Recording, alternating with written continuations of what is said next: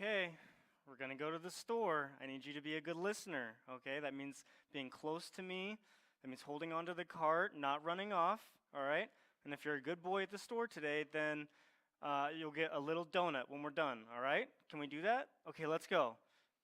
Oh, yep, that is a cool toy. Nope, we're not here for toys. Can you put that toy back, please? Put the toy back. Oh, don't throw it on the ground, please. Don't throw it down. Put the toy back nicely. Can you come back to me, please? Can you come back to me, please? Let's go shopping. Do you want to get a donut? Do you want to get that donut? I need you to come back to me, please. Okay, I'll come get you. Nope, don't run away from me. Don't run away. Come back, please. Okay, now I'm going to have to count to 3. I need you to come. If I get to 3, then you're not going to get your donut. 1, 2, don't run away. 3, okay, now we can't have a donut. Oh, please don't scream. Don't hit me. Now we need to go to timeout. You can't hit with your hands. Okay, now let's try again. Hey, buddy, how's your lunch? Yeah, you got like those chicken nuggets? What do you mean it's yucky? That's what you asked for. Yucky? That's what you wanted. You wanted chicken nuggets. Don't spit it out of your mouth. Don't spit it out of your, don't put your plate on the ground. Oh, these are just a couple of the experiences I've had of fatherhood, right? We've all been there where we get to experience the joy of 2 to 5-year-olds. Most of you can relate to me. And this is kind of where Israel's at in their nationhood. They're figuring themselves out as far as following God. There's a whole bunch of boundary testing, a whole bunch of button pushing, a whole bunch of I'm not sure I believe you, a whole lot of no's. And my personal favorite is just do the exact opposite of what I asked you to do, right? So we're in this season of blessings and rebellion in the book of Numbers, and really it looks more like that. Blessings and a lot of rebellion. Okay, as we get into Numbers 11 and we lead to Numbers 11 through 25 are known by scholars as the rebellion chapters. We're about to get into a whole bunch of issues of Israel not listening over and over and over. It's been God since the beginning offering blessing, offering. Here's this, good stuff, good stuff, good stuff. You just need to do this. And the people are, no thanks, no thanks. Constantly rebelling against God. And so to give us some context of where we've been and where we're going, Exodus, the book that we were in a little bit ago, took us from slavery, that was God leading Israel out of slavery to Mount Sinai with this idea of in the future there's a promised land I'm going to give you. Okay, so we moved from slavery, free from slavery, to Mount Sinai. The book of Leviticus is on Mount Sinai where we covered all the rites of the tabernacle, priesthood, ritual sacrificial system, all that kind of stuff. And then we get to Numbers and we're moving from Mount Sinai to the promised land. This is what we've been waiting for as readers for a long time back in Genesis 15. That felt like ages ago. Do you guys remember Genesis 15? That was like months ago that we've been going through Genesis, Exodus, Leviticus, Numbers, right? Here's the promise, though. On that day, the Lord made a covenant with Abram and said, to your descendants, I give this land from the Wadi of Egypt to the great river, the Euphrates, the land of the Kenites, Kenizzites, Cadmonites, Hittites, Perizzites, Rephaites, Amorites, Canaanites, Girgashites, and Jebusites. This was a promise to Abram for us months ago. For the people of Israel, it was about 500 years prior. They've been waiting for this promise for a long time. And now I get the privilege of preaching the send-off, right? From Sinai to the promised land. It's like we're almost there. We've been waiting and waiting and waiting since Genesis 15 for this promised land. What will happen, right?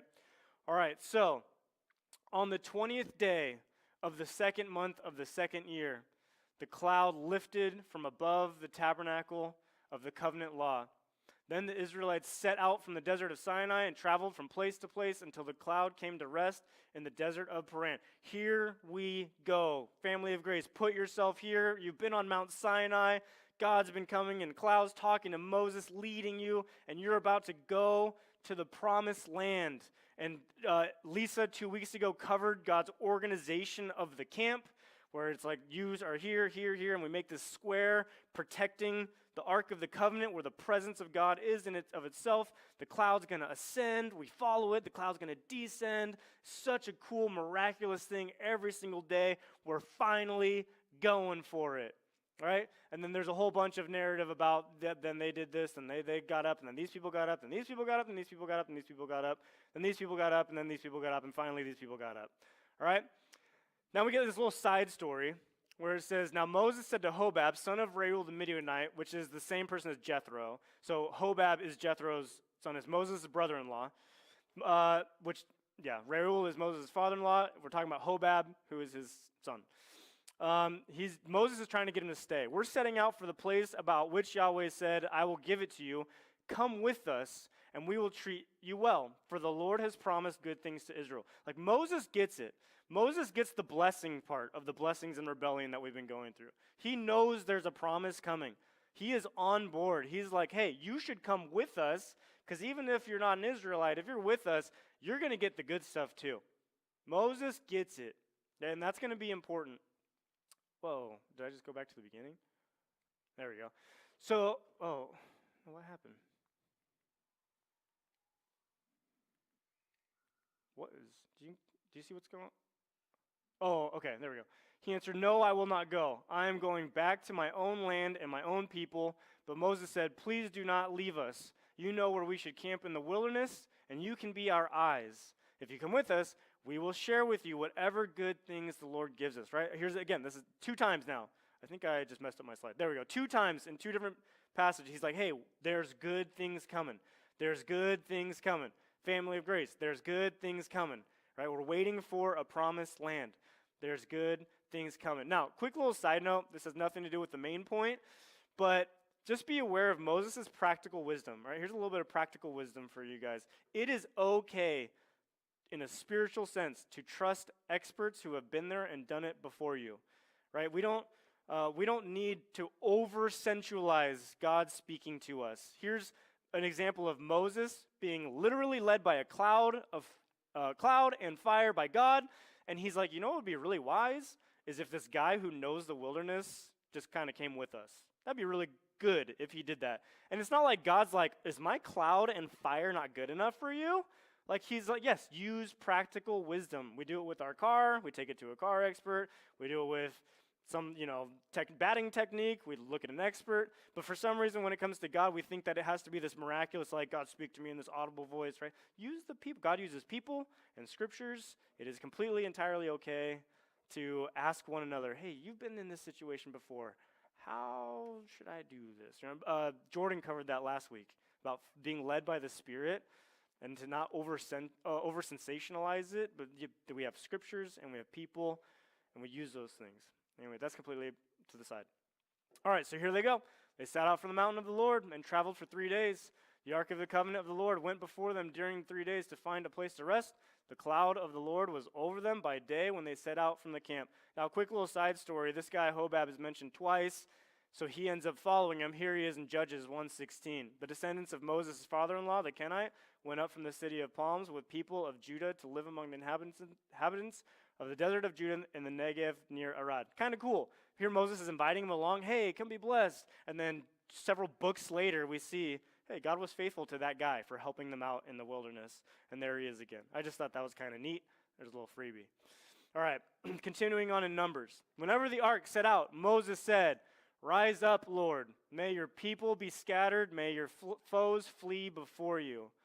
And whenever it came to rest, he said, return, Lord, to the countless thousands of Israel. I mean, think about that experience, right? Every time the cloud ascends, okay, rise up, Lord. May your enemies be scattered. May your foes flee before you. Here we go, further, closer to the promised land. And then every time it comes down, all right, God, come back, be with us to the countless number of Israel who you have called to be your people. What a cool experience, right? What a neat experience. So here we go. And the rebellions begin.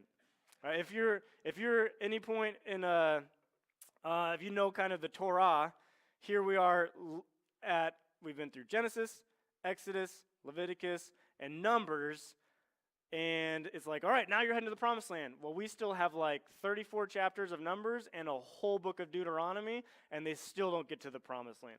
So something goes horribly wrong, and this is the beginning of that.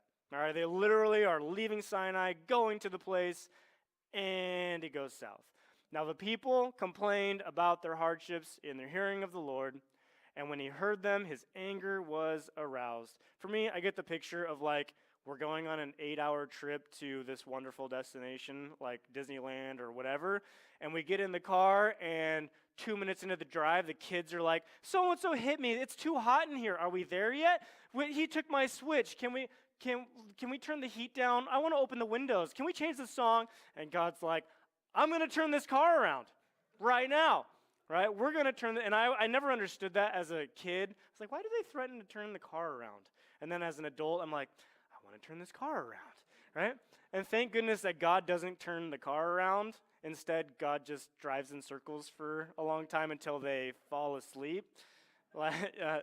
If you and then they get to their destination. If you don't know why that's funny, they're about to go into the wilderness for 40 years until they die, until the faithless generation dies, and then they get to go to the promised land, right?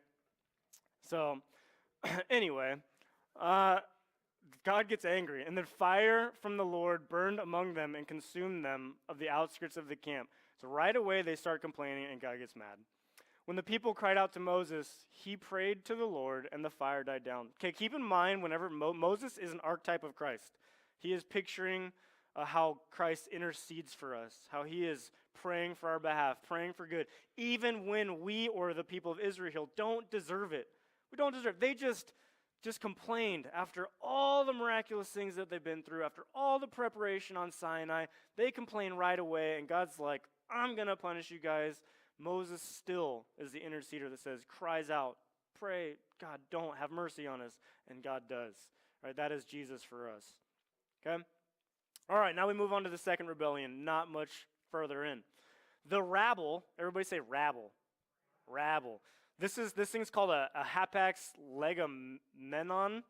It's the only time this word appears in Scripture, kind of like the word hapax legomenon in your life. Right? It's the only time you're ever going to hear that. It's the only time, but it means like riffraff or mixed multitude or bunch of vagabonds. So there was like a group inside the whole bunch of the Israelites. There was enough people to be called a rabble or a riffraff of them where they start complaining. And they begin to crave other food. And again, the Israelites started wailing and said, if only we had meat to eat. We remember the fish we ate in Egypt at no cost. Hang on. At no cost? You guys remember, you that you were like enslaved and had harsh labor and had like bricks you remember that? Do you remember that like you had to kill your firstborn son because Egypt was scared? Do you remember having to kill your kids? Do you remember that? Like no cost?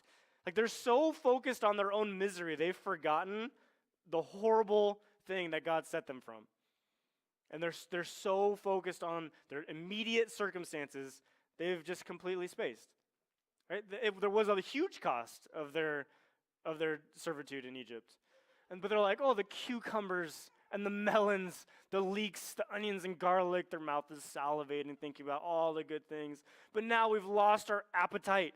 We never see anything but this manna. There's nothing else but manna. If you don't remember, this is what manna was like. The manna was like coriander seed, looked like resin. The people went out. It would miraculously appear every morning on the ground. They would go and gather it, and then they would ground it in a hand mill or crush it in a mortar, and they could cook it in a pot or made it into loaves, and it tasted like something made with olive oil. When the dew settled on the camp at night, the manna also came down. Okay, so on the one hand, let's be fair. Like the same meal 3 times a day for a year, I can get it, right? Like several years ago when I was in college, there was a super trendy book called from Jen Hatmaker called 7, and it's where you only picked like 7 foods to eat for 7 days. And I think my foods were like chicken, rice, eggs, peanut butter, apples, I don't remember. And that was only 7 days. I had 7 foods and that's it. And after 7 days, like I didn't want to look at an egg or chicken or rice for a long time. Like to be fair, I can't imagine eating the same exact thing for over a year. But this is a miraculous type of food, right? That's what they're losing sight of. They're losing sight of this is miraculous provision. And instead they're focusing so much on their own little circumstances that they're losing sight of the miracle. It'd be like you're lost in the wilderness and you're like, I'm going to die. But somehow every morning you wake up, there's Hawaiian sweet rolls on the ground to sustain you for the day. Or like on one hand, you're like, I'm kind of tired of Hawaiian sweet rolls. On the other hand, it's a miracle. It's a complete miracle. Don't lose sight of the miracle, right? All right. So Moses heard the people of every family wailing at the entrance to their tents. The Lord became exceedingly angry, and Moses was troubled. He asked the Lord, "Why have you brought this trouble on your servant? What have I done to displease you, that you put the burden of all these people on me? Did I conceive all these people? Did I give them birth? Why did you tell me to carry them in my arms as a nurse carries an infant to the land you promised on an oath to their ancestors? Where can I get meat for all these people? They keep wailing to me, 'Give us meat to eat.' Now," oh wait, I think it keeps going. "Yeah, I cannot carry all these people by myself. The burden is too heavy for me. If this is how you are going to treat me, please go ahead and kill me. If I have found favor in your eyes, do not let me face my own ruin." All right, family of grace, goal for us is never get Jordan to this point, right? Where Jordan is like, "God, just go ahead and take me away. Please, I can't deal with this church group anymore," right? Moses is in a hard spot, right? And it's something to think about. Is like everybody wants Moses' glory. Everybody wants Moses', he was there when Jesus transcended into his form. It was Elijah on one hand and Moses on the other hand. Like, he's such a cool guy. He's a hero of the faith. Look what he had to deal with on a daily basis. Literally millions of complainers. People who constantly were dissatisfied with going to the point where he would rather die than deal with it. Right? He did not have an easy ministry. It almost reminds me of this verse that's like, instead, whoever wants to be great among you must be your servant, and whoever wants to be first among you must be your slave. Like, Moses is fantastic, but who wants to go through what Moses had to go through to get the glory that Moses gets, right? Keep that in mind when you're thinking about what you want from God. Greatness in the eyes of God goes hand in hand with suffering and trouble and constant faith being tested. All right. And the Lord, so God's going to solve the problem for Moses. All right. First, we're going to deal with your problem, and then we're going to deal with this problem. So bring me 70 of Israel's elders who are known to you as leaders and officials among the people. Have them come to a meeting that they may stand there with you. I will come down and speak with you there, and I will take some of the power of the Spirit that is on you and put it on them. They will share the burden of the people with you so that you will not have to carry it alone. Right? Moses, we're going to solve your problem. There's one of you. We're going to make 70 of you. I'm going to make them little mini yous so they can help govern. Does that sound familiar? Anyway, it sounds really familiar, like Jesus sending out the 70 disciples, where he's like, "Hey, I'm going to make little mini versions of you. Go out and do this thing here," right? It's the same pattern. There's one, there's bunch, we're little minis. Just a reminder, we are little mini Christs. Like, God is setting up this picture, okay? Sorry about this. All right, now he's going to deal with the other problem. Tell the people, consecrate yourselves in preparation for tomorrow when you will eat meat. The Lord heard you when you wailed, "If only we had meat to eat. We were better off in Egypt." Now the Lord will give you meat, and you will eat it. You will not eat it for just 1 day, or 2 days, 5, 10, or 20 days, but for a whole month, until it comes out of your nostrils and you loathe it because you have rejected the Lord. Now, God here reveals their real issue. Right? It wasn't necessarily the complaining.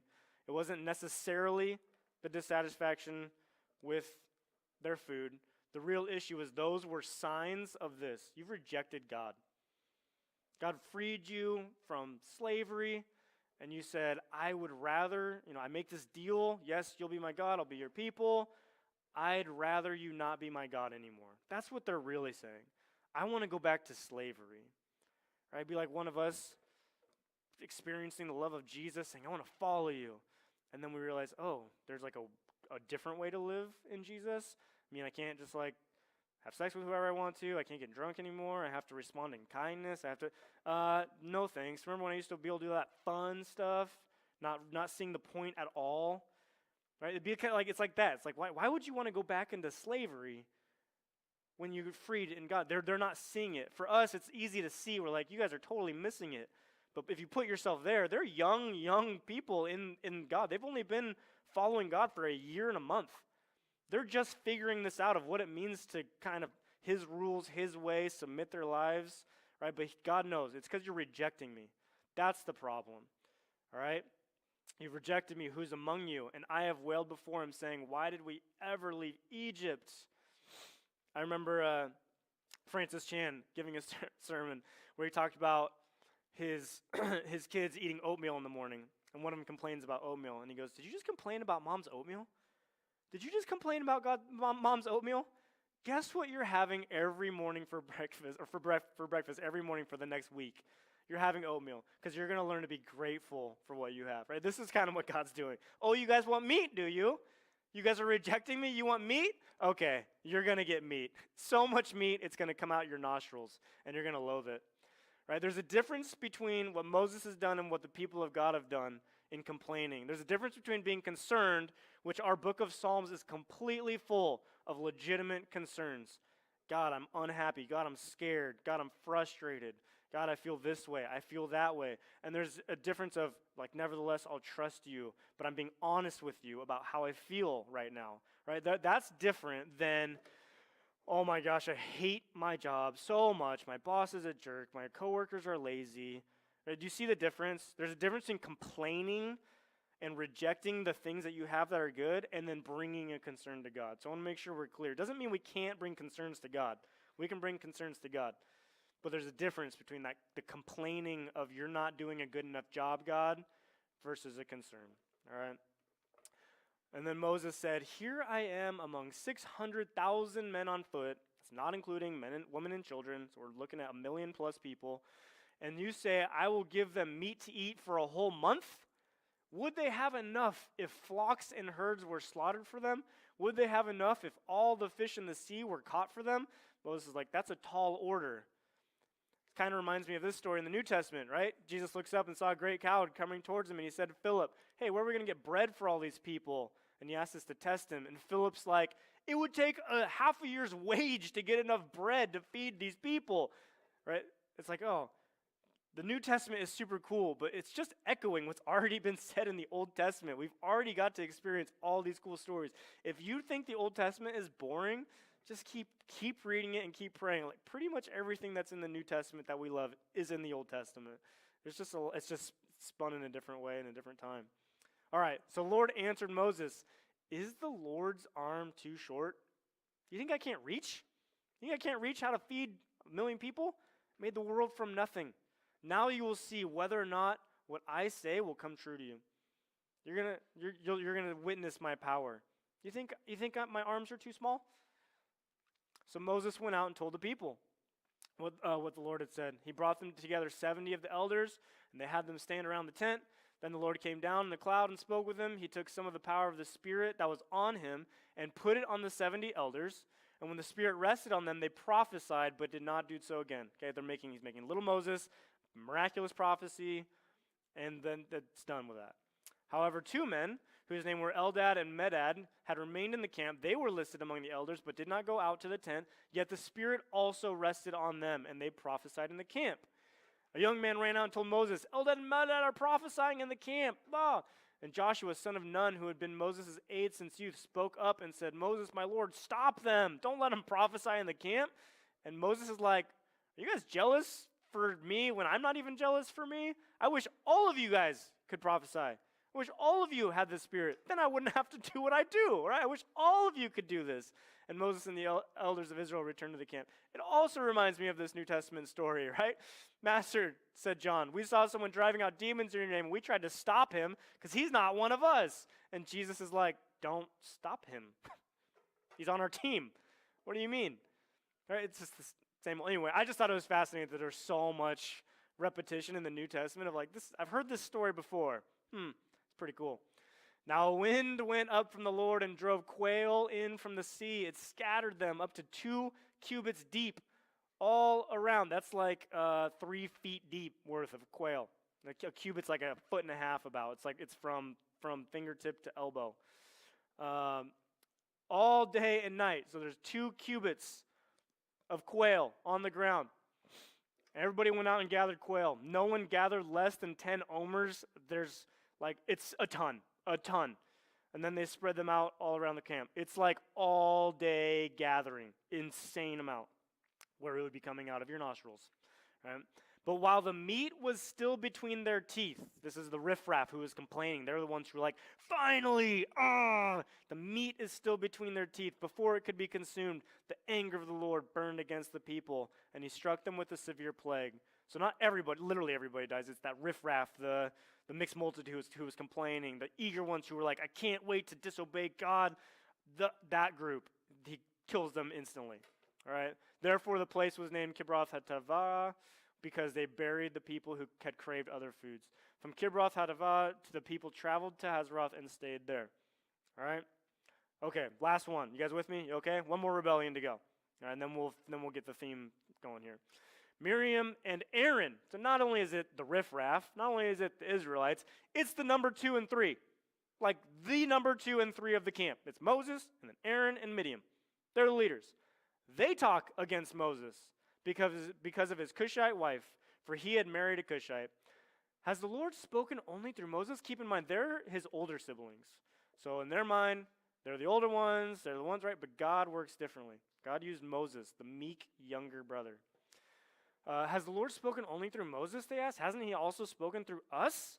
And the Lord heard this. Now Moses was a very humble man, more humble than anyone else on the face of the earth. And he needs a little help. He's not going to go defend himself, even though it's like, oh, I thought I was God's chosen. He's not going to go deal with it. So God's going to go deal with it, right? Now, when you're dealing with conflict, I don't know if you've been in like management classes, there's 4 levels of intensity, right? There's the first one that's like, can I talk to you for a second? That's like when you're like, hey, can I talk to you for a second? I don't really feel easy about, how this went down or whatever. Okay, level 2 is, I'd like to talk to you about something, please. That's where, you kind of got a little bit more business that you need to work out. Number 3 is, I need to talk to you. Can we go over here and talk? Right, that's like, sure, you need to talk to me. And level 4 is, let's talk. Right? When I was 16 or 17, I remember my dad caught me looking at pictures on the internet that I wasn't supposed to be looking at that time. And I was scared about, what was going to happen. I had a lot of shame. And he gives me let's go for a drive. And I knew what that meant. That means we're going to talk about what went down, okay? Here's God. He goes, at once the Lord said to Moses, Aaron, and Miriam, come out to the tent of meeting, all 3 of you. We're going to deal with this. All right, that's level 4 intensity from the God of the universe. I would be a little bit scared. Right? Put yourself there in that level of intensity. So the 3 of them went out. And the Lord came down in a pillar of cloud. He stood at the entrance to the tent and summoned Aaron and Miriam. When the 2 of them stepped forward, he said, listen to my words. When there is a prophet among you, I, Yahweh, reveal myself to them in visions. I speak to them in dreams. There's interpreting. It's cool. But that's not how I do it with Moses. He's faithful in all my house. With him I speak face to face, clearly, not in riddles. He sees the form of Yahweh. Why then were you not afraid to speak against my servant Moses? Why weren't you scared? And that to me was like the most terrifying thing I've ever read in my life. That I don't ever want to go and face God on Judgment Day where I had something in my life and he looks at me in the eyes tenderly and sweetly or angrily and says, why weren't you afraid to change that behavior? Why weren't you afraid? Why weren't you afraid of me? On the God, like, right, it's a family of grace. Is there anything in your heart that you need to pitch up to God and say, what is it that I'm not afraid of that I probably should be in my life? It's something I haven't given up, or maybe I'm afraid of man, I'm not afraid of you enough, whatever it may be.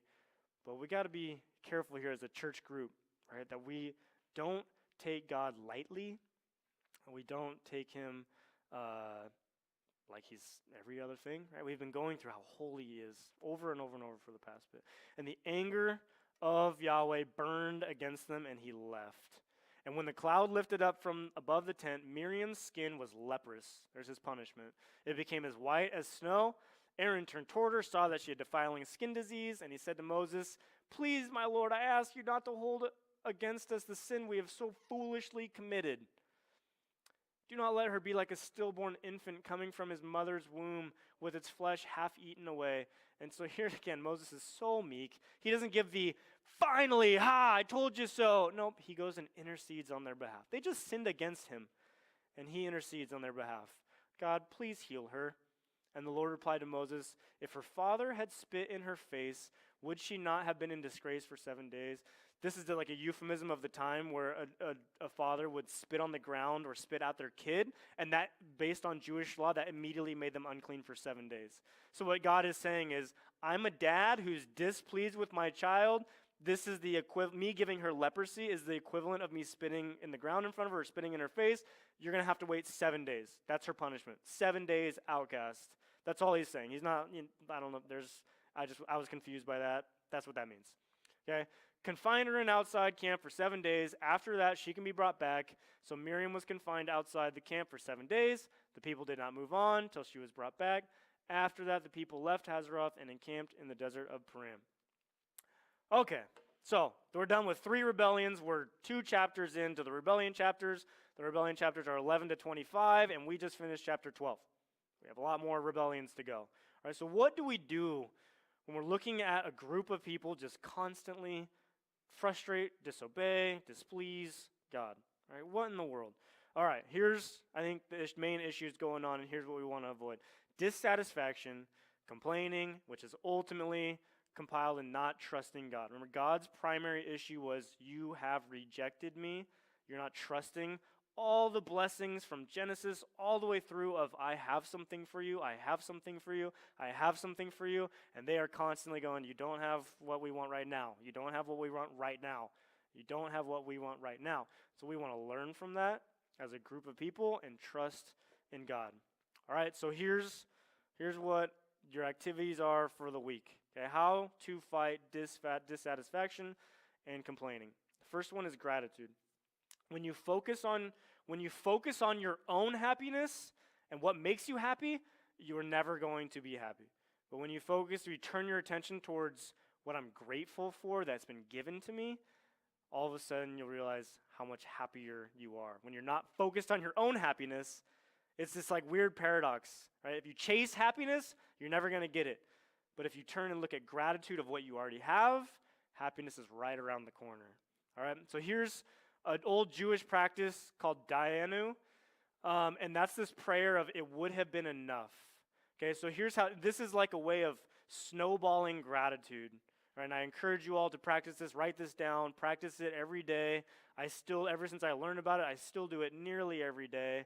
It is where you'd say something like, God, it would have been enough for you to provide us with dinner. Right? It would have been enough for you to sustain me, but you also made it this delicious mango and rice and whatever it may be.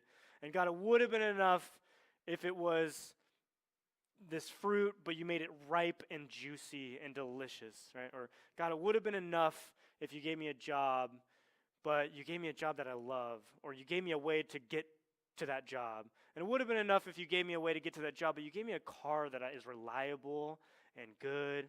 God, and it would have been enough if you gave me a car that's reliable and good, but you've also given my family another car, whatever it may be. Does that make sense? You're kind of rolling your gratitude on top of itself downhill. It would have been enough if you did this, but you went this far.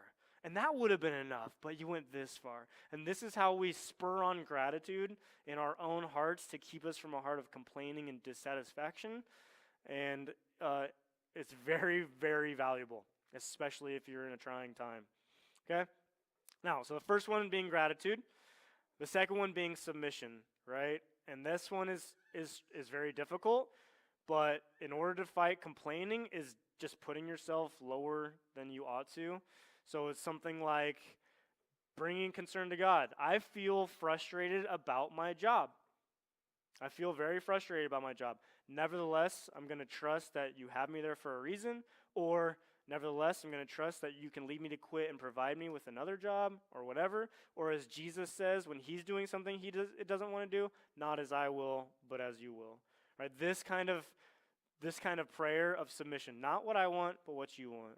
Or nevertheless, I'm going to trust you. Constantly turning what you want to God is going to help you never fall into the trap of whining, complaining, dissatisfaction. You have these on the edge of your lips frequently. All right? Proverbs 3:5-6 says, trust in the Lord with all your heart and lean not on your own understanding. That's what's going on with the Israelites.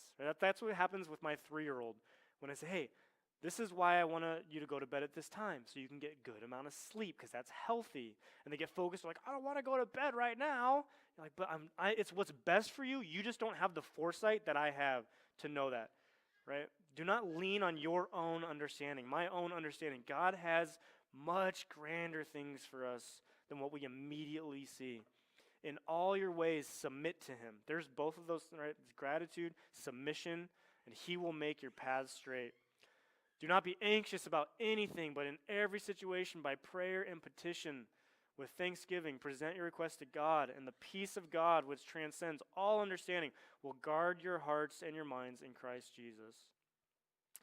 Now, the last thing about trust, and like trusting God and moving towards gratitude, moving towards submission, and moving towards trusting God more than anything else, is that it's going to be supported by action. I say this word trust, but we as Christians say believe in or faith, right? We trust God, believe in, faith, and it's supported by action. And here's what James means by that, and then I'll explain it in my words. So he says, what good is it, my brothers and sisters, if someone claims to have faith or trust or belief in, but has no deeds? Can such faith save them? Suppose a brother or sister is without clothes and daily food. If one of you says to them, go in peace, keep warm and well fed, but does nothing about their physical needs, what good is it? Well, in the same way, by faith itself, if not accompanied by actions, is dead. But someone will say, you have faith, I have deeds. Show me your faith without deeds, and I will show you my faith by my deeds. You believe that there's one God. Good. Even the demons believe that and shudder. You foolish person, do you want evidence that faith without deeds is useless? Was not our father Abraham considered righteous for what he did when he offered his son Isaac on the altar?